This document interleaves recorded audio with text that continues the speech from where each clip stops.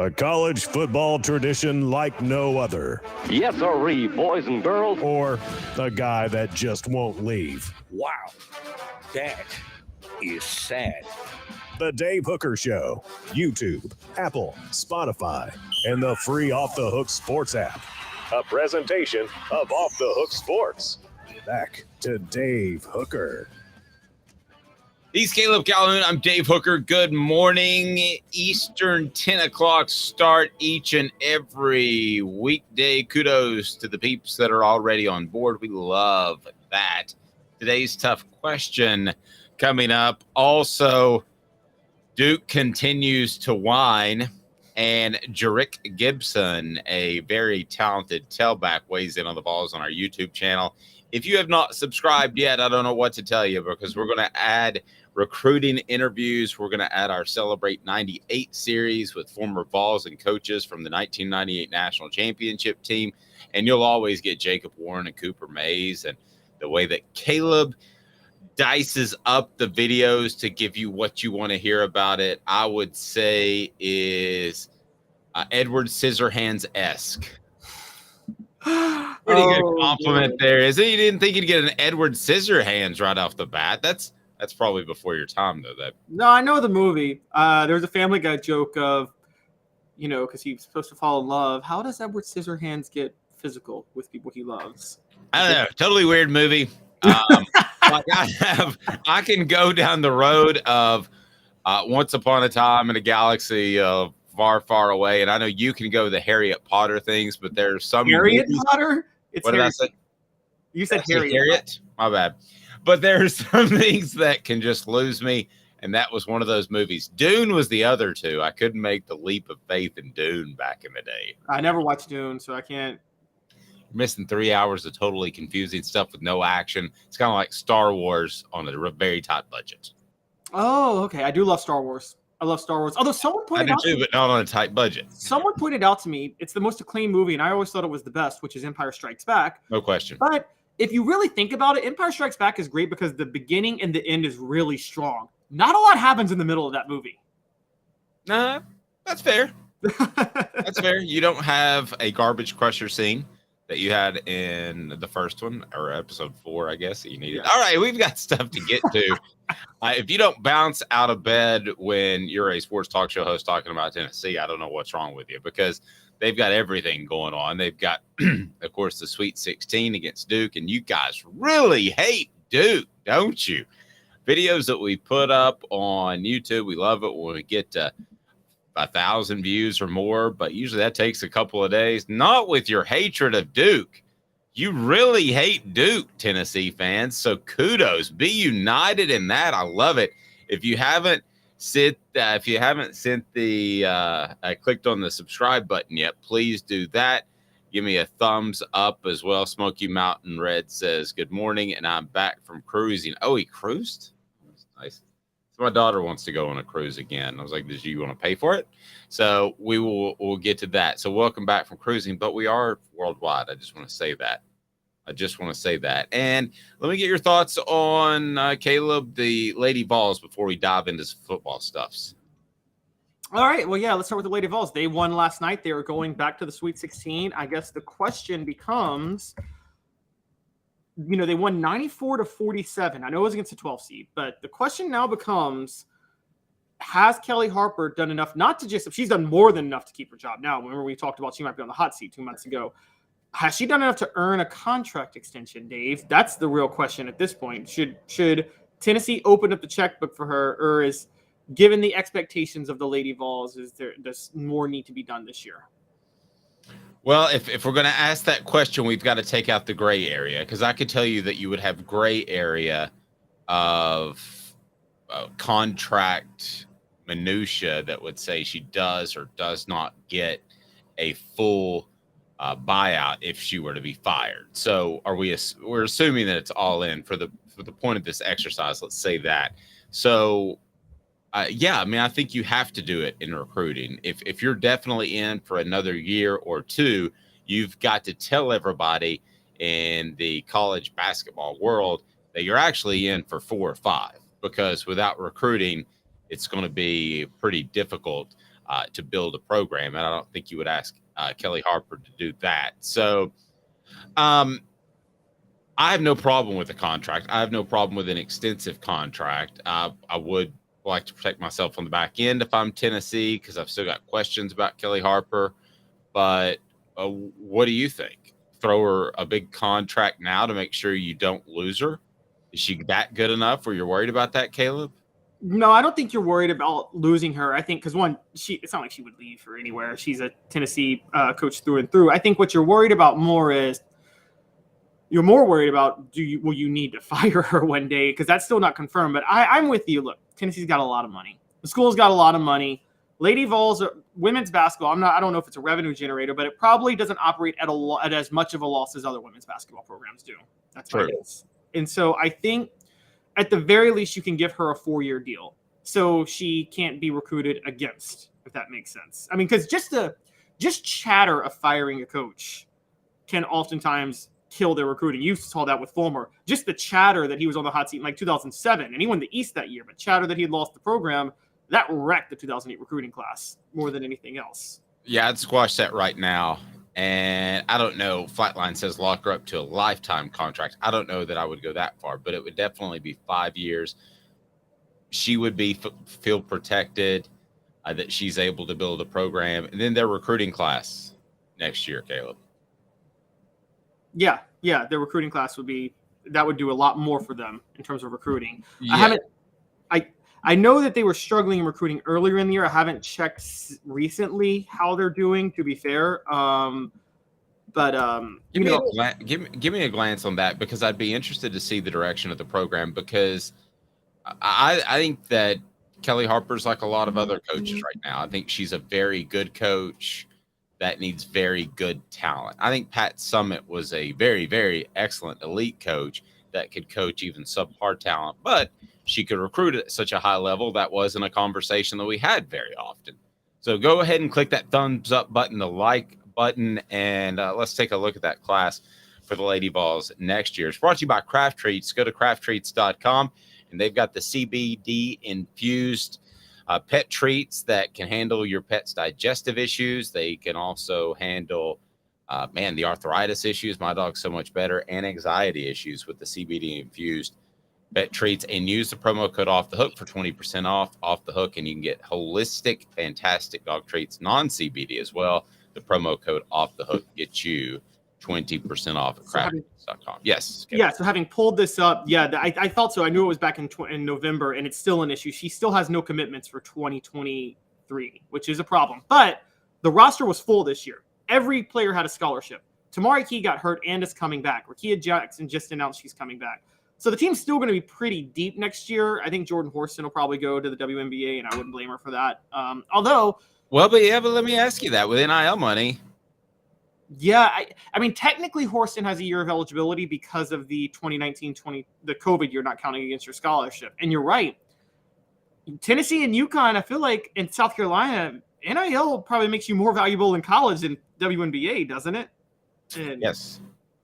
Yeah, so you're right. Horston might come back, and that could be a big benefit for them. What it's really seeming to look like now is Harper stacked the roster at the beginning of the year and brought in a bunch of new talent. And the hope as a Tennessee fan, you'll find out when they play Virginia Tech at 6:30 Saturday evening, who's a number 1 seed, who beat them in Knoxville earlier in the year. Your hope as a Tennessee fan is that they had not fully gelled yet early in November or December. Women's college basketball is not like men's college basketball. We talk about in the past John Calipari's ability to get his players to mesh very early on in the year as a bunch of freshmen. But a lot of the great teams you're playing are young too in men's college basketball. Women's college basketball, the best teams still typically have 3-4-year players on there. And because, like you said, there's no reason to go early to the WNBA.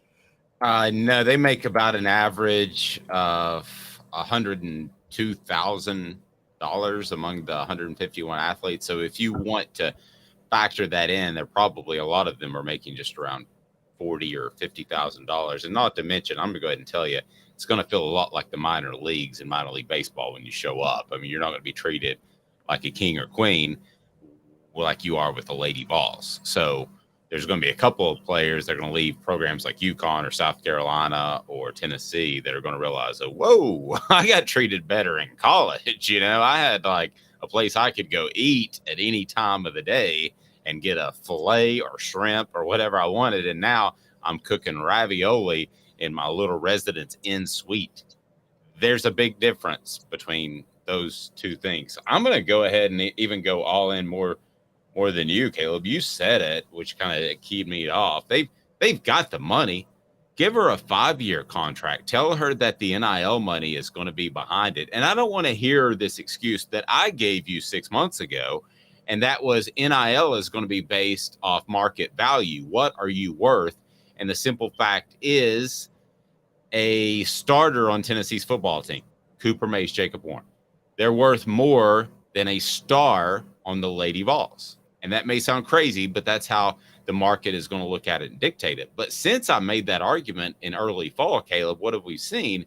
We've seen the NCAA loosen restrictions that the school can now get involved.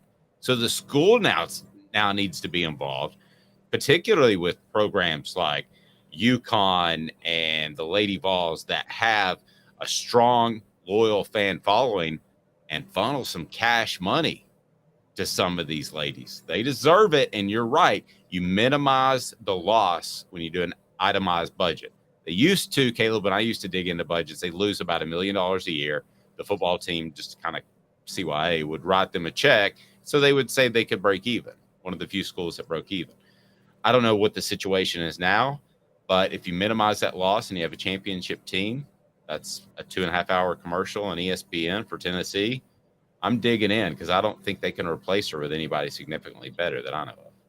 Yeah, you're right. That's very true. It's the landscape for women's basketball is a little bit harder to find the right coach. Now, Danny White is probably the guy. If anybody could find a great coach, it would be Danny White because I trust Danny White all the time. But I think funny enough, Vols and Lady Vols are both in a similar spot here, and they're both in the Sweet 16, which is that they both have coaches that you're relatively happy with, and you think to yourself, it's possible you could get a better coach, but is it worth it? Is it the 80-20 rule? Are you sacrificing the 80 for the 20 that you're missing, if that makes sense? And that's where again, we have to factor in, are these revenue sports or not? Yes. So, I mean, to me, I would, if there's a 20% chance of getting a better coach for the Lady Vols, and you're saying there's an 80% chance of not, is that the 80-20 rule? Stick with what you got? Then I'm sticking with what I got. Same thing for Rick Barnes. Obviously the same thing for Josh Heupel. But you're talking to the person who said they should fire Jeremy Pruitt the day after the Georgia State game. And I said that, and they had me on national radio, and I hung on for a little bit longer, and they made fun of me about it. But I was dead serious. That was not a clickbait thing. If you're not established by that time, we know. Okay, yeah. That was what, his third year, Caleb? It was his second, but it wasn't like a disaster of a set. I think usually by second year, oftentimes, with coaches, a lot of times. Yeah, he wouldn't have gotten back on the bus. He wouldn't have been allowed back in his office after the Georgia State game for me. So I'm not afraid to pull the trigger quickly. Don't get me wrong. I just wouldn't. I think you've got yourself suddenly in a situation that we were criticizing just a few months ago and got a ton of clicks. We just asked the question, Kellie Harper, should she be on the hot seat? Now we're sitting here and having the exact opposite discussion where I would totally keep her, and I would go out of my way to keep her. I mean, I think right now I'm with you. I'm with you right now. And there's some good points, that Tennessee wasn't at full strength when they last played Virginia Tech. Look, there's a path to the Final Four for Tennessee this year. They haven't been since they won the national title in 2008. And I mean, I know reaching the Final Four in women's basketball is not the same as men, but there's more competition. So there's something to be said when you reach the Final Four. Well, and you just completely have to take out the Pat Summitt comparisons. Yeah. That is gone.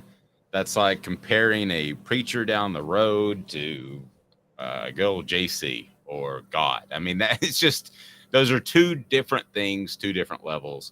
So you can't do that. And that's just the way you're going to have to look at it from now on. Let's talk some football as the Vols open spring practice. It's 4 Downs, brought to you by Andy Mason of AndyMasonRealEstate.com. 4 Downs. 4 questions. 4 answers. The Dave Hooker Show. Four Downs, a presentation of offthehooksports.com. AndyMasonRealEstate.com. Over 40 years of experience in that office. It's phenomenal. AndyMasonRealEstate.com. You'll love it. Best prices, best service in Knoxville. Don't cost yourself thousands or tens of thousands of dollars if you need a home or to sell a home in Knoxville. AndyMasonRealEstate.com. 4 downs. Here we go. First down.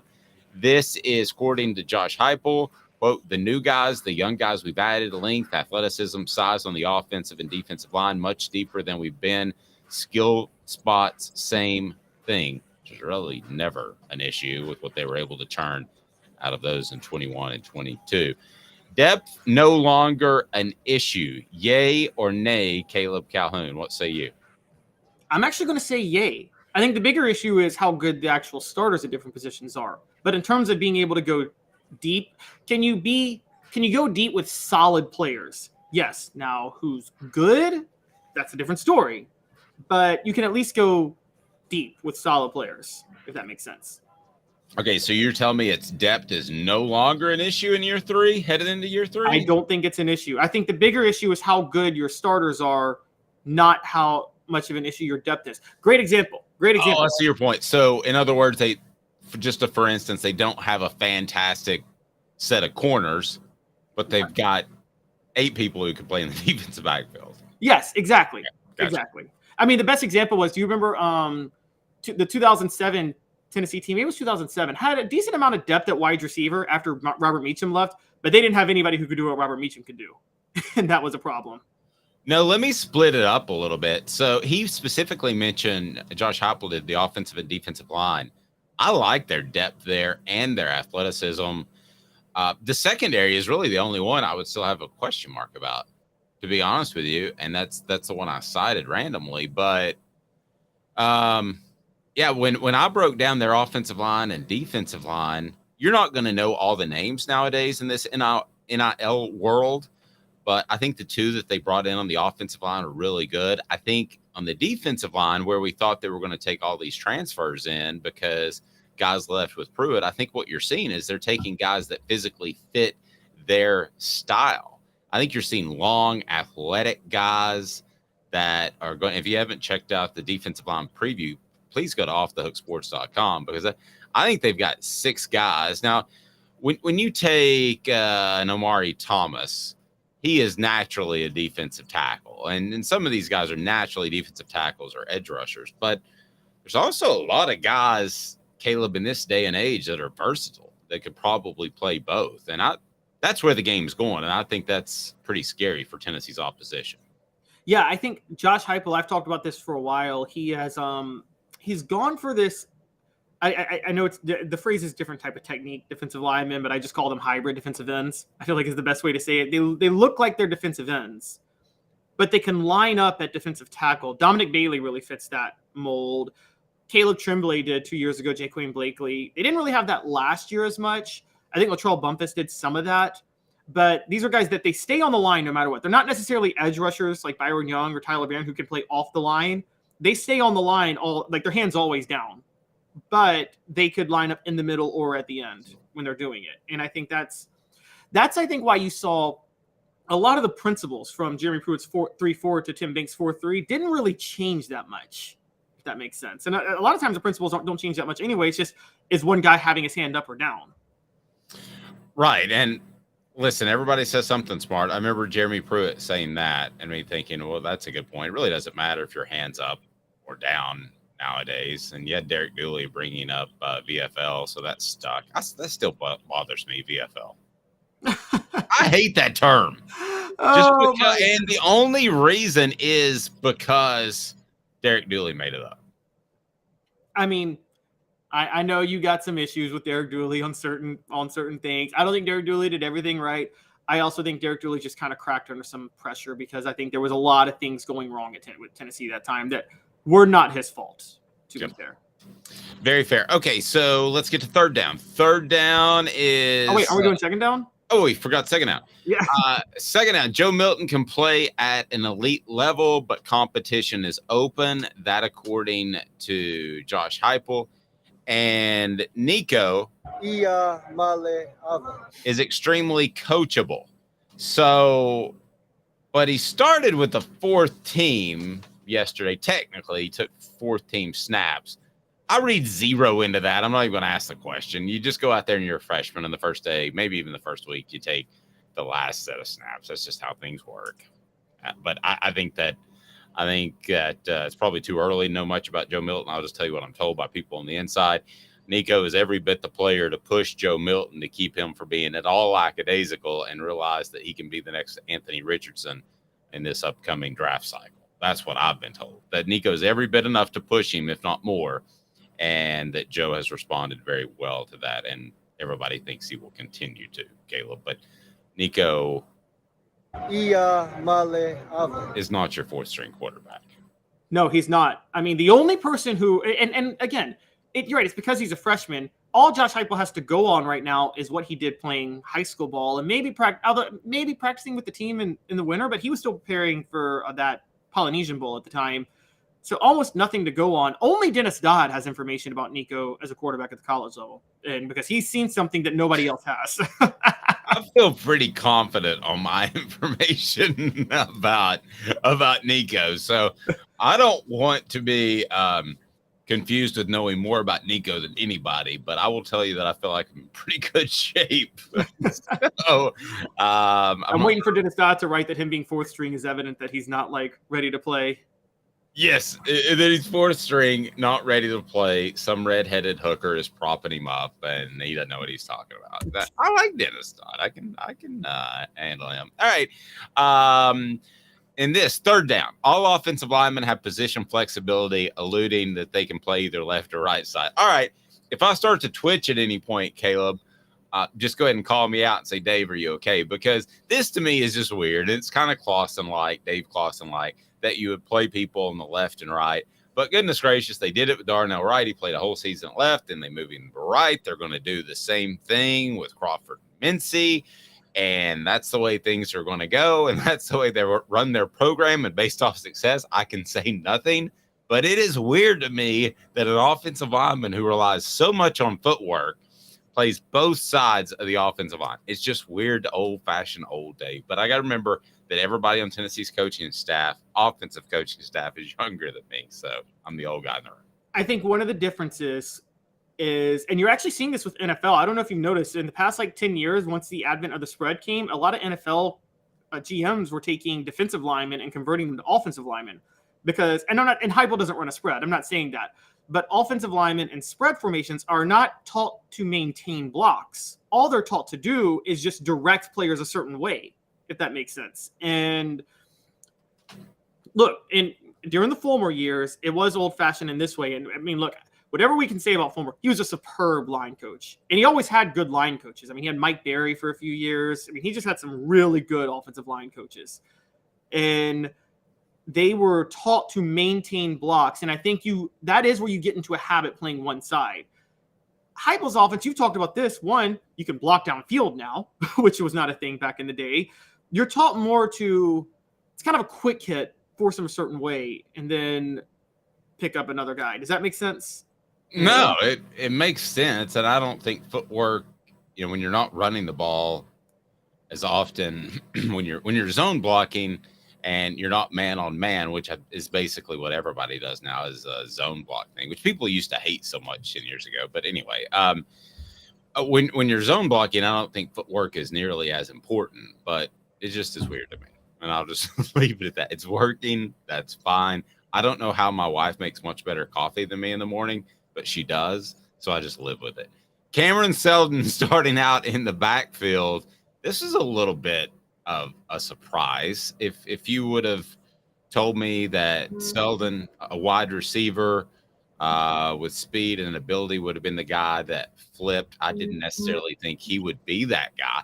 However, I do like the fact that Josh Heupel is throwing his weight around a little bit and saying, hey, listen, bud, because remember, coaches used to hate doing this back in the day. They used to hate going to Dominique Stevenson and saying, hey, you're not going to play running back like you did in high school. We're going to move you to linebacker. Fred White, You're not going to play cornerback where you ran a 10-200 meters. You're going to play safety, and we need you to add on about 15 to 20 pounds by next year, okay? I mean, they didn't like doing it back then, but they especially, Caleb, don't like doing it now with the transfer portal.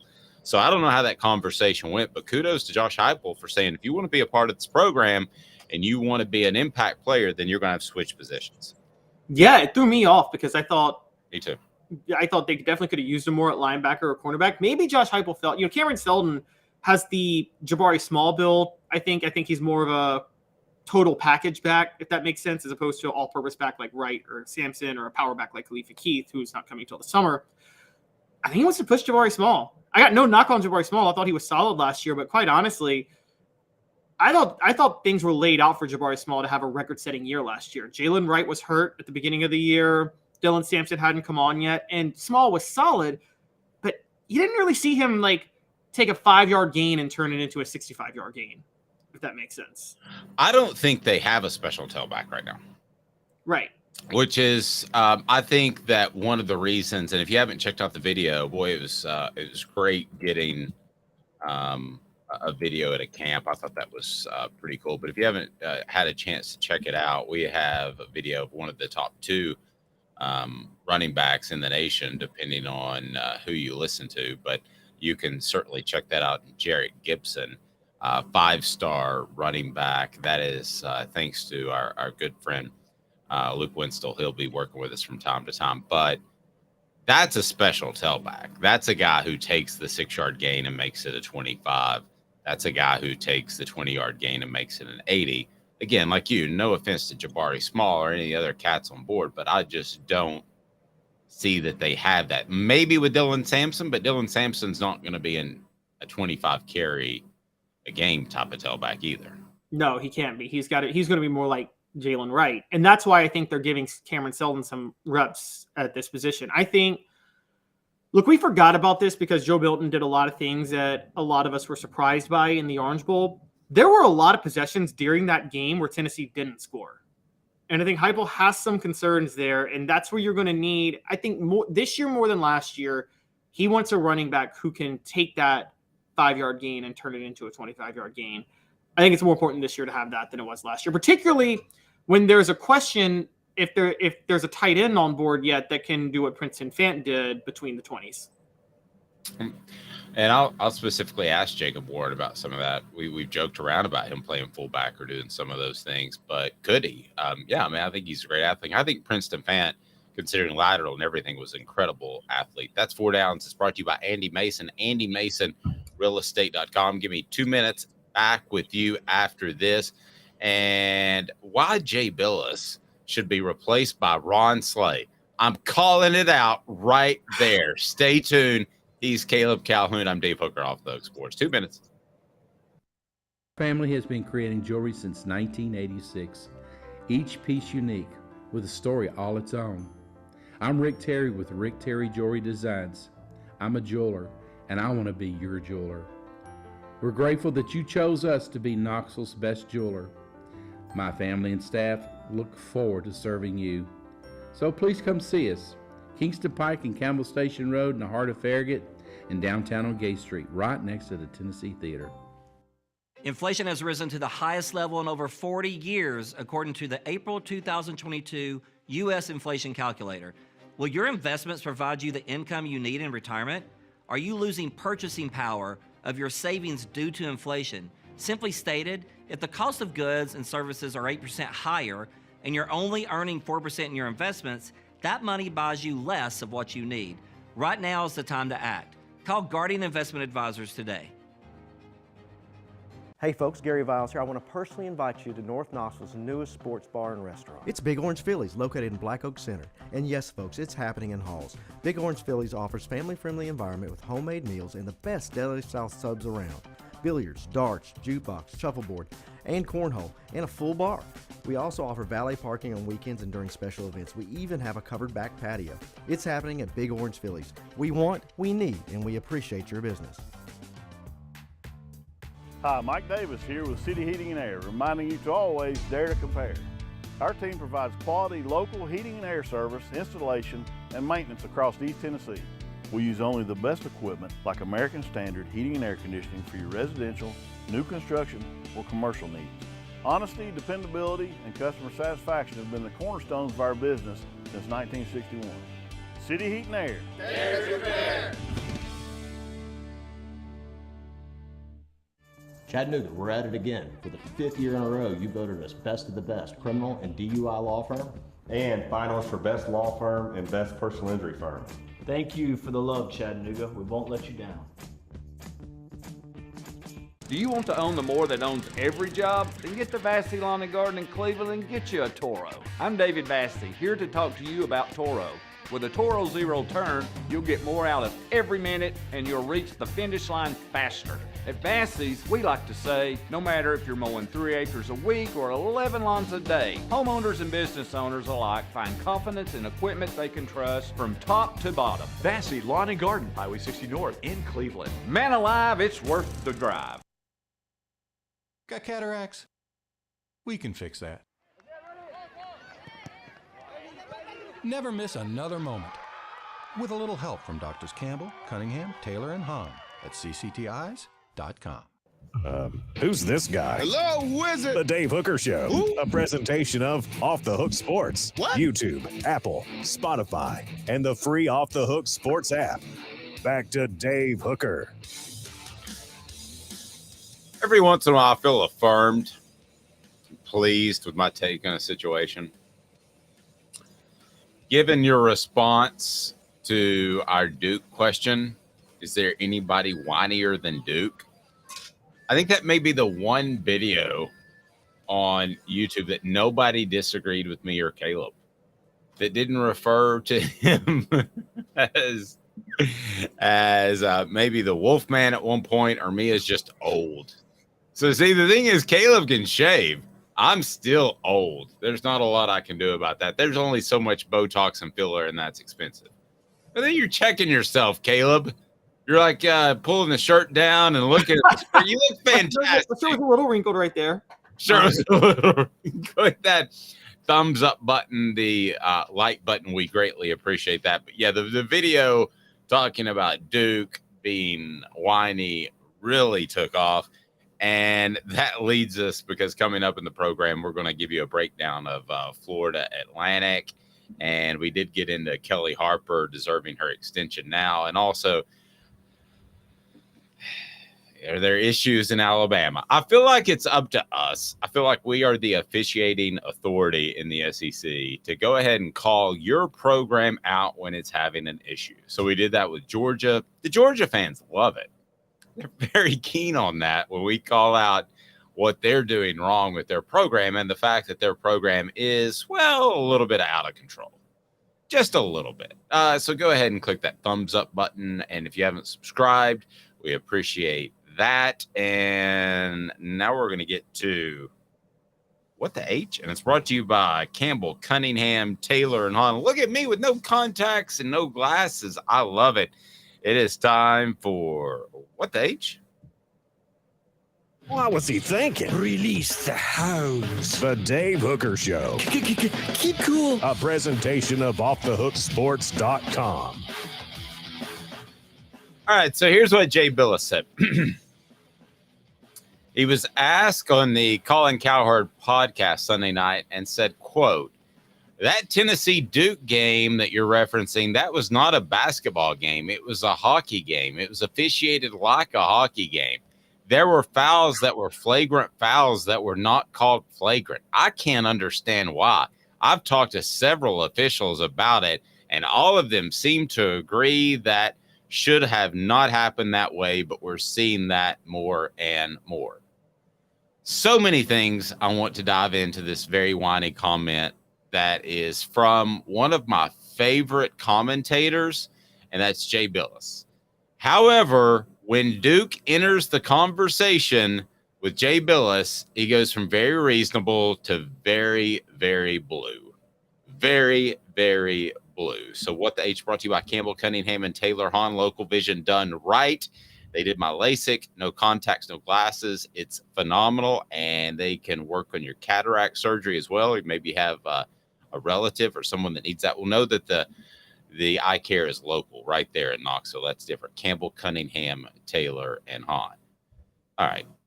So first part of it, it was a hockey game. It was officiated like a hockey game. Now, come on. I mean, that's not true. That's an exaggeration. Fouls, plural, that were flagrant fouls that were not called flagrant. I only got one that I thought could have been flagrant, and that was the elbow to the Duke player's eye that drew the cut. And it's not because it drew a cut. I thought there was some flailing there on was it Euros' part.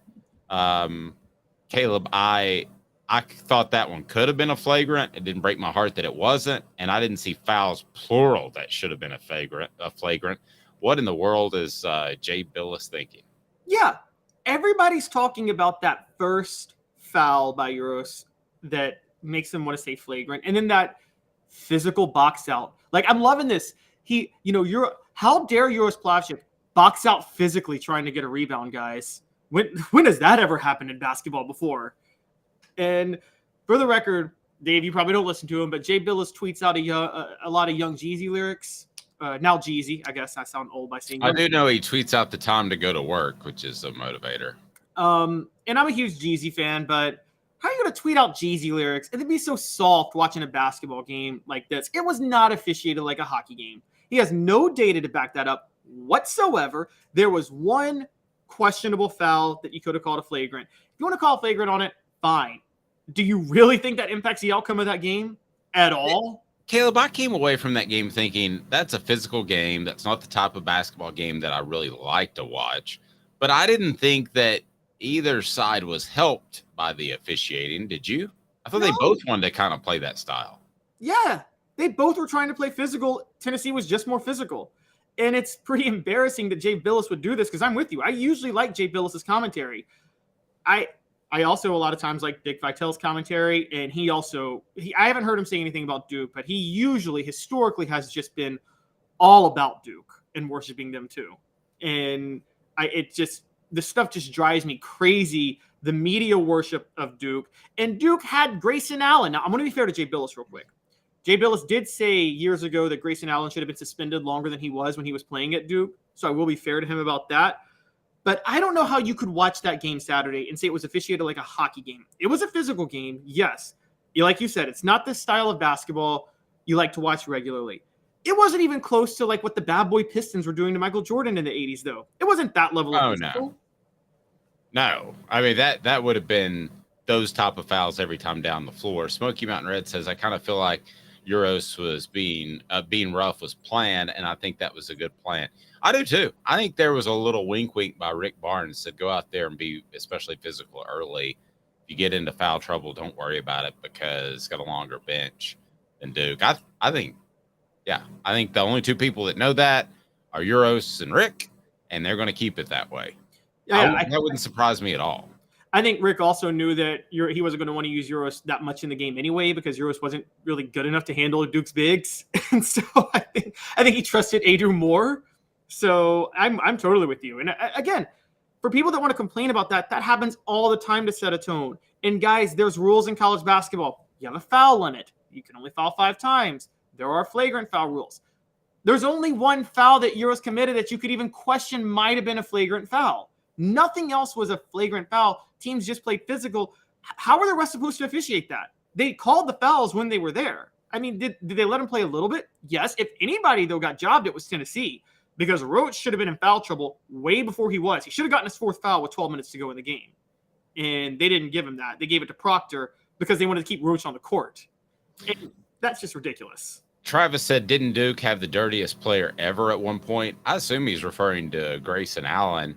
You could refer to some of the elbows and the stomping incident by Christian Laettner as well. So certainly, if you combine those together, I mean, who has a more storied history of just being dirty players than Duke? I mean, that is Duke. That is the sanctimonious, I love the word that Caleb picked yesterday, kind of Duke style. We can stomp on you while you're on the ground and we won't get a technical, but you probably will. We can throw the elbows, and you can too. But if you do it, it's a flagrant foul. And again, I'm not going overboard on this because I didn't think it was that physical a game where you stop and you do the flagrant foul calls if you're Jay Billis and all that sort of thing. I mean, to me, the one that was flagrant is the one that drew blood. But I will say this. I would much rather catch an elbow than have to worry about Grayson Allen kicking the ball, than have to worry about Christian Laettner stomping on me. And Grayson Allen had a couple of below the belt incidents, didn't he? As well, Caleb? Yes, he did. Yes, he was a below the belt guy, kind of Draymond Green style. I don't want people going down there. No, not at all. Now we're not. He's no Chris Paul, who I don't know if you remember when he was at Wake Forest, just took a blatant shot at someone with that. Yeah, Chris Paul is one of the most annoying players in professional sports. He's so fake. Sorry, that's just my side rant. But yeah, there was Grayson Allen. Before Grayson Allen, their national championship team, the one that John Shire was on, had Nolan Smith, who was known for being a little chippy too, guys. And I'm with you. I'm not knocking that. For the record, Duke North Carolina rivalry, we always knew this. Duke had even though North Carolina had good coaches, Duke always had the better coach because they had, I would probably say Mike Krzyzewski is the greatest basketball coach of all time. I'd put him above John Wooden just because the different eras he won national titles in. But Duke always had a little bit lesser talent than North Carolina. North Carolina would always have the NBA Hall of Fame talent. Duke would have the NBA role player talent. To kind of make up for that, yeah, they got a little chippy. They would play a little chippy at times to send a message. And all of a sudden, Tennessee does the same thing to Duke, who I think we all agree Duke probably has more NBA talent than Tennessee on this year's team. Yes. And so Tennessee does it to send a message, and all of a sudden Duke cries, "It's a hockey game. It's not fair. We're supposed to be the ones to do this." And it's pathetic. It's embarrassing. It's why nobody likes Duke, because they are so sanctimonious. Plus, they got a ton of fans who can never get into Duke who root for them, like you said. Oh, did I lose you, Dave? No, I got you now. Go ahead. Sorry. Okay. I was going to say, yeah, plus Duke has a ton of fans they're sanctimonious, and they have a ton of fans who can never get into the school and have never even been to North Carolina. And it leads to why everybody gets so annoyed by them. Like I said yesterday, there was institutional support for them. The NBA letting Mike Krzyzewski coach the Olympics 4 times. Media members like Jay Billis, who did go to Duke, but still running cover for them all the time. Dick Vitale does too. Doug Gottlieb did. It's embarrassing to watch, honestly. And I think that even drives more people against Duke. I'm not saying they're going to have a scandal like Penn State. They didn't under Mike Krzyzewski. And I don't think Mike Krzyzewski would allow that to happen. But they get the same type. Interested where you're going here. No, they get the same type of cover Joe Paterno got before that scandal. Do you remember how much media worship there was of Joe Paterno? As if he was the greatest, moral figure that college football ever had in history, when he never even wore a headset to coach a game. Yeah, there were a bunch of people who thought that he should keep that job no matter what. But I don't know if Mike Krzyzewski ever going down that road. I think that what you're seeing is that I'll give you the fan bases basically that have an issue with Homer Media, and it is an issue. And I'm telling you that you think you're a head coach, you would want to have Homer Media, but here's what happens. They go too overboard sometimes when they cover you. But Alabama football and Kentucky basketball are number one in the SEC as far as having a Homer Media. If you show up in the school's colors, the press box, you should be thrown out. But then you have a lot of basketball programs, and Tennessee I'm not going to call anybody out, but Tennessee can slip down that road as well, because basketball, just in the nature of itself, you don't go all bunker down mentality, Caleb. You're talking to the coach kind of off the record each and every day. That's just the way basketball is in the SEC. I don't know if it's that way in the ACC, but I think there's a tendency to give basketball players and coaches a little bit more the benefit of the doubt. And I think when it comes to Homer Media, that Duke is right up there. No question. Well, it's actually worse with Duke than it is with Alabama football and Kentucky basketball for this reason. I don't think national media is homers to Alabama and Kentucky. I don't. I've seen a lot of criticism of Nick Saban in the past from national media. National media is the homer media for Duke. like people that are supposed to be objective on ESPN run cover for Duke as if they're their PR teams. It's embarrassing to watch. And that's fair. And they've got a hefty presence in Jay Billis, and then you have Jay Williams on the morning show. So that is a hefty presence. I can guarantee you that those guys, and ESPN in particular, they weren't real happy about losing a Duke in the tournament coverage. By the same token, though, they're carrying the women's tournament. And goodness gracious, we talk about Tennessee and the SEC ending up with ESPN instead of the Fox conglomerate that the Big Ten put together. I am reminded, not to get too off topic here, Caleb, that I think you want to be associated with ESPN because you watch SportsCenter and it's almost as if the women's tournament is as big as the men's tournament in terms of coverage. It is 30 to 40% of an hour-long SportsCenter because they are carrying it. So I go back to the TV contract. I want to be on who's going to showcase me more. And I think the SEC will be more than Fox Sports and all that. But that's a little bit of a sidetrack there, Caleb. I agree. I actually agree with you on that. I think that there's going to be a lot of benefits. I still don't know how this is all going to play out. I don't know if you saw the story recently that the Big Ten was really preferring to add USC and Oregon, not USC and UCLA. But somebody in there decided rather than add the bigger schools, they wanted to fully corner the LA market. So nobody from LA, so no other network could get into LA. I think Fox wanted to corner the LA market. And so they didn't want any competitors getting into LA. That, and I wonder if the Trojans said, you got to take the Bruins if you're getting us. Well, yeah, it was a travel thing. It was a travel thing for them. I wonder if there was some of that as well. Travis says, I personally never want ESPN on your side. I hate them. I get it, Travis, but I think you do now because I wouldn't know the women's basketball tournament was even going on if it wasn't for ESPN's coverage of it because they carry it. 2 minutes while Nick Saban took an awesome shot at Nate Oates. Trouble in Tuscaloosa. This is Off the Hook Sports. Sun, sand, and salt water, the beach is a very relaxing place. Unless you wear contacts. Ow! Open your eyes to the best the beach has to offer with LASIK vision correction from Campbell Cunningham Laser Center.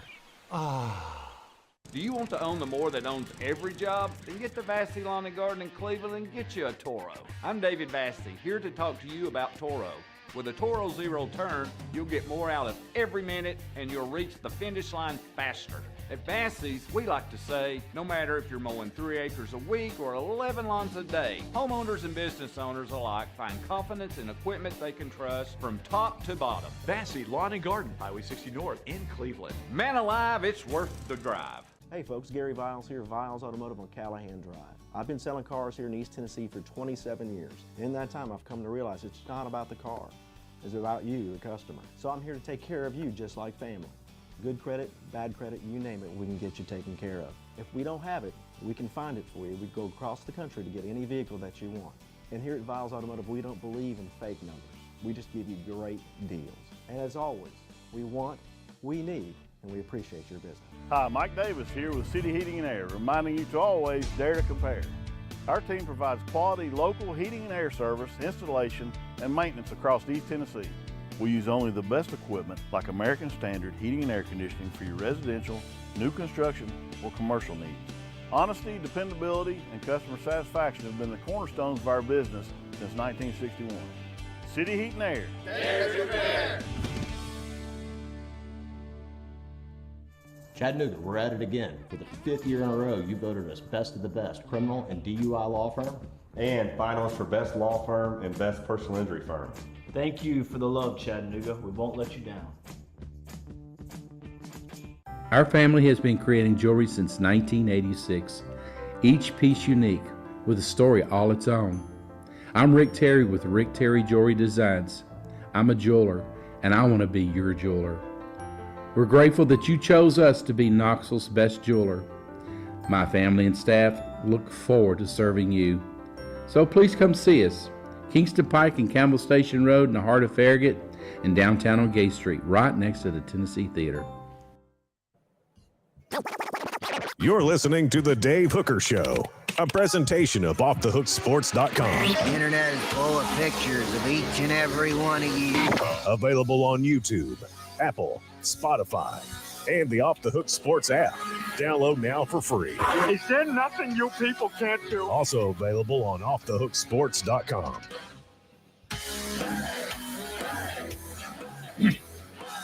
Issues in Tuscaloosa. I'll get to that here momentarily, where it seems like Nick Saban has called out his basketball colleague. Interesting. Final score predictions from ESPN's analysts concerning Tennessee and FAU. Most seem to think that Tennessee will win in that 5-10 range. And I tend to think so as well, although I'm closer to 10 than not. So before we get to the Alabama discussion about wrong place, wrong time, and apparently their basketball coach and Nick Saban see things very differently, their ongoing gun issue. But your thoughts on this FAU matchup as the Lane Kiffin Classic is in full effect this week? I say watch out. This is not like the Louisiana underdog. Florida Atlantic is top 10 in 3 points made, top 10 in 3 points attempted. They're number 52 in 3-point percentage, but that's still really good because you guys forget there's like 300 and something teams in college basketball. They have – here's the big part about Florida Atlantic. We talk about Tennessee's depth. Florida Atlantic goes 9 deep. They've got 9 players averaging over 15 minutes a game. Their starting lineup, they have 4 3-point shooters and 1 7-footer underneath the basket. So they actually out-rebound opponents pretty well too. They actually are top 20 in total rebounds per game. So this is a team that can rebound the ball. They shoot well from 3. They can be red hot, and they're deep. That's dangerous. You see why they won the Conference USA tournament. They're 33-3. They needed a lot of luck to beat Memphis, and Memphis blew that game. But that was a Memphis team that had just beaten Houston, who was the number 1 team in the nation when Memphis beat them. So that wasn't like that was a bad team. And you can talk about how they didn't put away Fairleigh Dickinson until the end. And I can't believe Fairleigh Dickinson beat Purdue. But Fairleigh Dickinson did beat Purdue. And I can't believe Fairleigh Dickinson beat Purdue, gave Florida Atlantic a fight when, I don't know if you guys know this, they're in the tournament by default. They didn't win their conference. The team that won their conference was not eligible for the tournament this year. And so I just have to say, watch out for Florida Atlantic. This is, I'm assuming Ron Slay's coming on tomorrow. When we talk with him, he's going to be able to break it down a little more. This is not as favorable of a matchup for Tennessee as Louisiana was.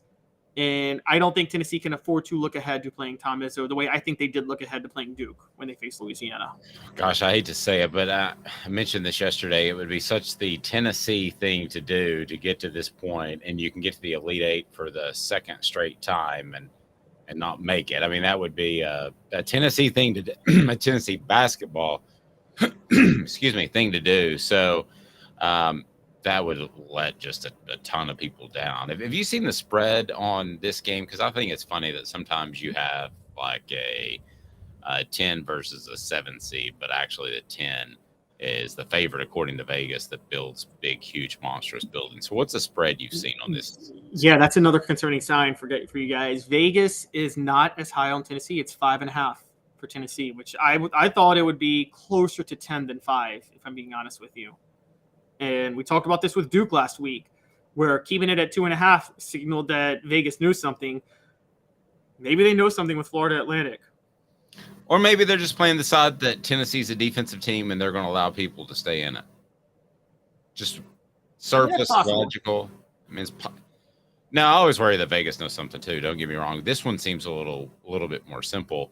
I thought Duke, again, I said this and maybe I'm stupid, but I thought they would be a 5 to 6 point favorite. I'm not surprised that Tennessee is just a 5 with the way they play defense. To me, it's the same thing as Tennessee's football team. If you think they're 7-point favorites over Team X, you probably boost that up to 13 or 14 because they score so many points. So in reverse, I think it's a lot like this. If you think Tennessee's basketball team is 8 and 9 points than FAU, you probably trim a little bit of that because they're not going to have it as many possessions and they like to dictate the pace of play. Smoky Mountain Red said, I have a feeling it could be a blowout from either side. Possibly. A blowout from Tennessee would be huge heading deeper into the tournament. If FAU blows Tennessee out, man, all those good feelings about Duke are gone because you lost FAU, essentially a directional school. You lost a Lane Kiffin school. Yeah, Tennessee doesn't want to go out there and get blown out on Thursday. That would be pretty tough to swallow. Yeah, you're right. And FAU they have clearly taken on the identity of the culture that Lane Kiffin brought. For their coach to say we have to prepare for Australian rugby to play Tennessee, which he said, that's something Lane Kiffin would have said. Someone on Twitter said, watch, they're going to bring a statue of Lane Kiffin to this game just to troll Tennessee at that point. I mean, I think that they are, which I don't blame them. You're a small directional school in Florida. Why not? Why not do something like that? That's what Danny White did with UCF. He would troll. Remember, he hung a national championship banner when UCF went undefeated.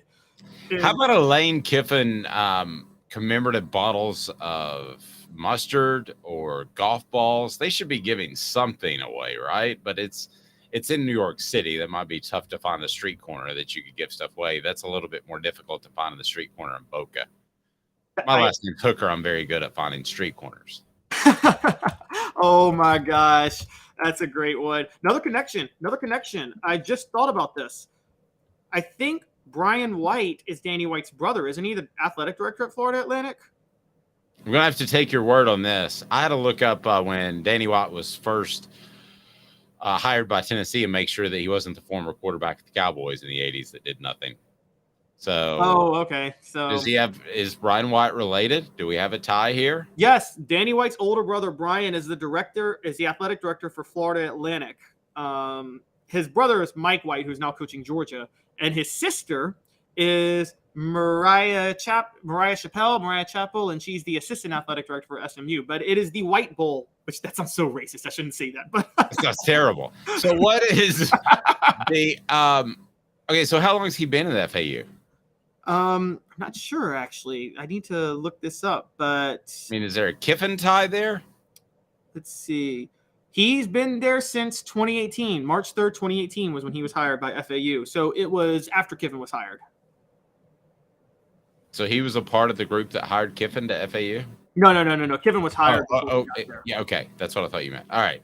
I was just wondering, does Danny, if Josh Heupel ever goes to the NFL, does Josh Heupel pick up the call and say, hey, bro, what about that Lane cat? What you think of him? Still a part of me that would like for that to happen. Well, Brian's signature hire was the coach of Florida Atlantic, the current coach, Dusty May. He hired him within a month of being hired at Florida Atlantic. So this is his investment right here. All right, there we go. It's today's tough question. It deals with tough times in Tuscaloosa, maybe? Today's tough question. Take a side. Take a stand. The Dave Hooker Show, a presentation of offthehooksports.com. Today's tough question brought to you by City Heating and Air Conditioning. City Heat and Air integrity matters.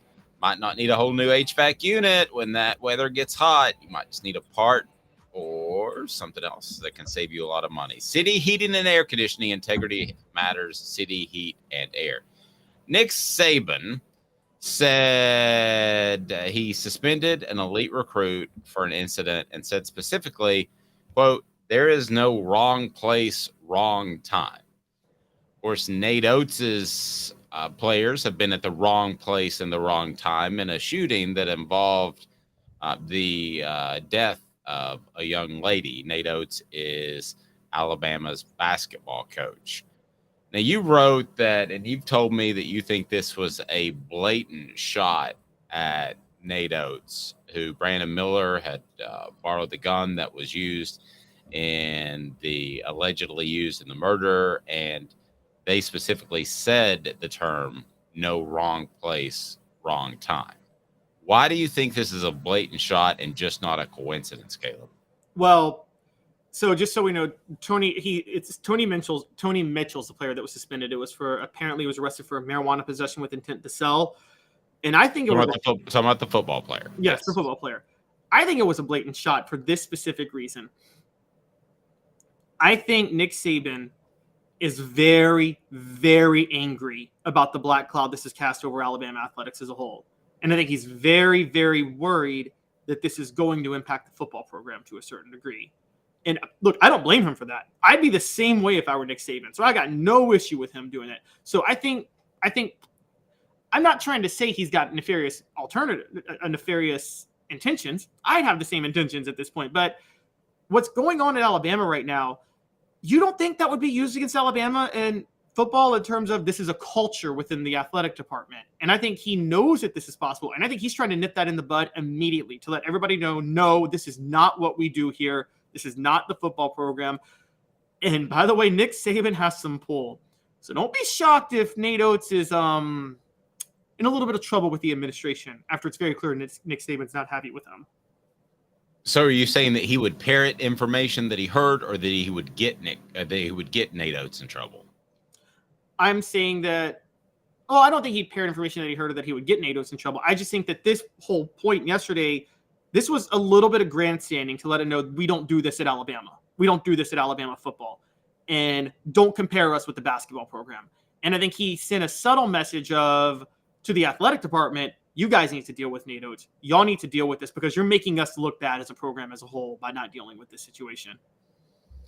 I'm going to actually go in the other direction. I think that he probably was – he is far more educated as to the Nate Oates experience and what that basketball program is going through than either of us. So, listen, if this were a situation in which the administration came to him and say, I just think you should be aware because you're the most well-known person in the state. I think you should be aware that Nate Oates really did nothing wrong. Here's what happened. This is why we shouldn't have suspended Brandon Miller. I don't think you'd hear a peep out of Nick Saban.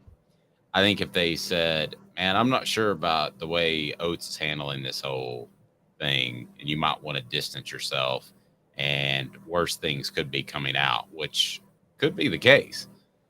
I mean, at the very least, there's going to be a murder trial, and you've kept your Alabama basketball program front and center at the NCAA tournament, and they're going to continue to be so as long as they keep winning, and different reporters are going to ask the same questions, which is why I said a long time ago that you should just suspend the season and see how this thing shakes out.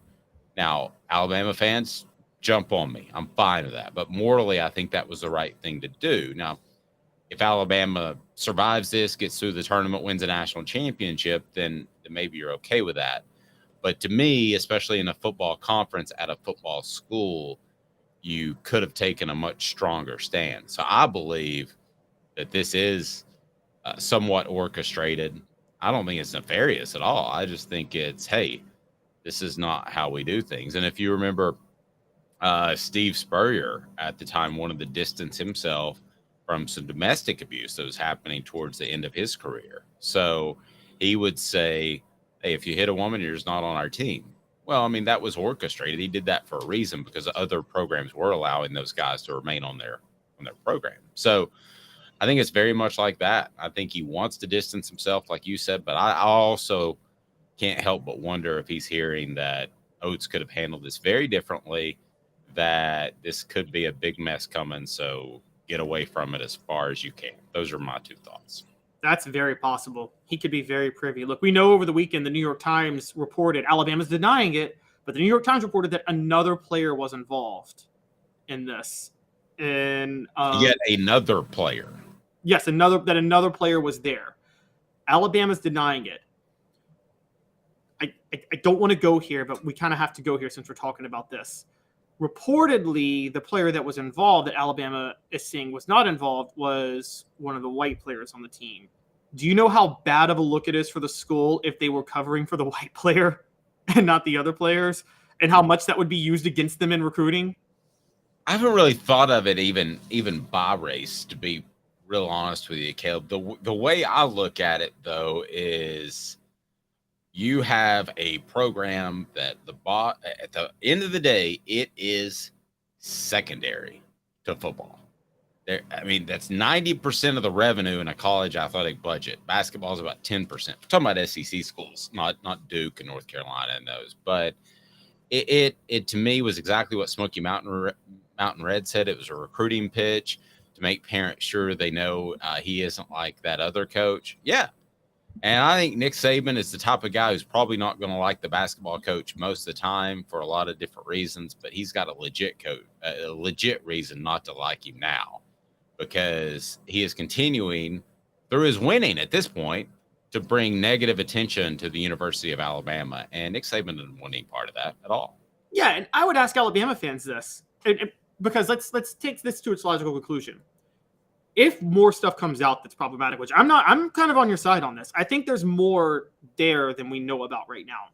So if more comes out and we find out the administration knew about this stuff with Nate Oates and was covering for it overall, that is a black mark for the whole school. That's going to hurt Nick Saban recruiting in football. So I would just ask Alabama fans this. Would you really sacrifice the long-term health of your football program just to go far one season in basketball? Well, I've said the same thing when Tony Vitello was suspended early in the season. You have to do that because the NCAA's snooping around with the football program. Go ahead and suspend him. Make a statement. It's, it wasn't an important series. It wasn't even an SEC series. But don't think that Nick Saban isn't thinking, man, if the NCAA comes sneaking around, they always find something. The NCAA doesn't show up and just finds nothing. Every program has things they would just as soon hide. So if they show up in Tuscaloosa and they're just looking at the basketball program, could they find something with football? Absolutely they could. At almost any major program, Caleb, wouldn't surprise me at all. Oh, absolutely. No, they definitely could. And they're not beyond coming down hard based on, this is one thing you could say to the NCAA in favor of the NCAA. They've shown throughout history, they're not beyond coming down on the biggest programs and the biggest coaches in the sport if they can find something on you. Now, their hands are a little bit tied a lot of times with these investigations, but this is the program that has come down. They've come down on Kentucky basketball plenty of times. They're in the Eddie Sutton years. They gave Alabama probation in football in the 2000s. I mean, this is not an institution that's going to turn a blind eye just because you're a major program. Well, and don't forget this too. You have the NCAA who just added about 40 workers to their enforcement staff. I mean, they're trying to beef that up and bone that up before they just completely get lost and turn into the black hole of just nothingness, because the NCAA is fading away right now. It's the SEC and Big Ten that are taking control of football, and football is the driving chain. So, but the NCAA is adding people in enforcement. So don't think for a second they wouldn't want to make an example of. That's why I think that it's so important for Tennessee to get their NCAA stuff done. The NCAA at some point, if they're adding 40 staff members, then I'm just going to go ahead and tell you, they at some point are going to want to bust somebody big. And Tennessee would fit that mold. Alabama would fit that mold of just big schools that you could make a statement on and bust somebody big. So I'm not saying Tennessee or Alabama is going to be it, but that's the mindset they're in when you add 40 people, Caleb. You don't add 40 people to make coffee every day. No, not at all. And let's not forget when you had the I call it the golden age of busting schools in the 80s, 90s, and early 2000s. I think a lot of that had to do with the NCAA got a backlash when they punished SMU, because a lot of people felt, I think rightly so, that at that time they punished SMU, but they weren't punishing Texas, Texas A&M, and all these other Southwest schools that were doing the same thing. And they responded to that by, like I said, coming hard at Kentucky basketball, coming hard at Alabama football, coming hard at Auburn football. Terry Bowden's first year, the Auburn went undefeated, couldn't play for anything. And they kind of made a statement because of the backlash they got for SMU, because I don't know how you felt. I think the problem with the SMU thing was they came down on SMU, and SMU was still playing players after they came down on SMU. I think the problem with SMU is they wanted to try out this death penalty thing, and they weren't a big school. I think if Texas had done the same thing, that they wouldn't have come down on them. Oh, yeah, there's too much money that Texas brings in. Yeah. And the thing about death penalties is when you do that, particularly not so much in Dallas, but in a place like Tuscaloosa, do you know how many businesses, restaurants, and hotels suffer if you come down with the death penalty? Oh, it's huge. You just can't do it. Yeah. You really, and Tennessee would be one of those. You can't come down with the death penalty. You trigger a recession in that city. What is that? I said you basically trigger a recession in that city if you do that. Yep, it's true. Portions of the program brought to you by Zulbeer, xulbeer.com. Man, worldwide award-winning craft beer, worldwide award-winning craft beer, and they have parking downtown. You're going to love it. Great merch as well. He's Caleb Calhoun. I'm Dave Hooker. We'll be with you at 10 a.m. Eastern time each and every weekday. Don't forget to download the app. Hit that thumbs up button. I would greatly appreciate that. And if you haven't subscribed yet, what are you thinking? He's Caleb Calhoun. I'm Dave Hooker. Off the